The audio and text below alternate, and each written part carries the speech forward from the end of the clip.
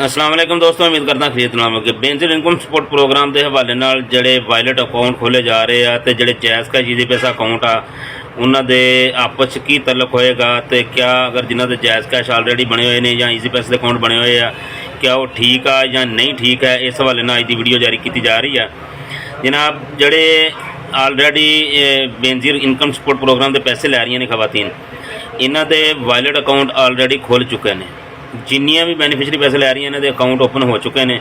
इन्हां नूं सेंटर ते जाके अपना एक तो मोबाइल लैके जाणगियां, नाल दूजा शनाख्ती कार्ड लैके जाणगियां। नाम जिहड़ा शनाख्ती कार्ड एक्सपायर नहीं होना चाहिए तो सिमां 5 तो घट होनी चाहिए, 4 होण तां भी चल जाएगा। जिन्हां दे नाम ते 5 या 5 तो ज़्यादा सिमां आईयां उन्हां वास्ते प्रॉब्लम हैगा। उन्होंने जिहड़े वायलेट अकाउंट वाली सिमां ने जिहड़ियां उत्थे गौरमेंट ने मुहैया करनियां ने वो नहीं मिलणगियां। 5 तो घट कर लो सिमां।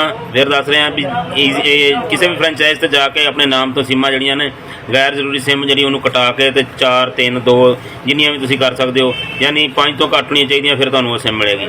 दूसरी गल यह है भी जड़ा जायज़ कैश या ईजी पैसे का जिन्ना सिमा के अकाउंट खुलिया आ क्या वही इस्तेमाल होएगा या नवा अकाउंट होएगा? बिल्कुल नवा अकाउंट होएगा।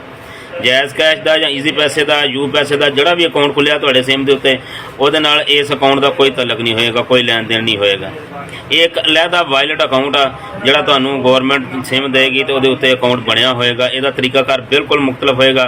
जिन्हां को ऑलरेडी जायज़ कैश ईजी पैसे के अकाउंट ने वो परेशान ना होण, वो उदां ही रहणगे, उहदा इस अकाउंट दे नाल कोई तलक नहीं है। अच्छा, इस तो अलावा जिहड़ा आ वो बेनज़ीर इनकम सपोर्ट प्रोग्राम की जी नवी डेट आ रही है, मुमकिन डेट जी असीं कह सकते हैं वो तकरीबन 25 तारीख दसी जा रही है सितंबर की, या फिर अक्तूबर का पहला हफ्ता भी हो सकता है। सिर्फ ये हुण अगे सलाब की वजह तो लेट हो रहा सी, हुण इन्हां अकाउंटां की वजह तो थोड़ा मसला आ रहा है।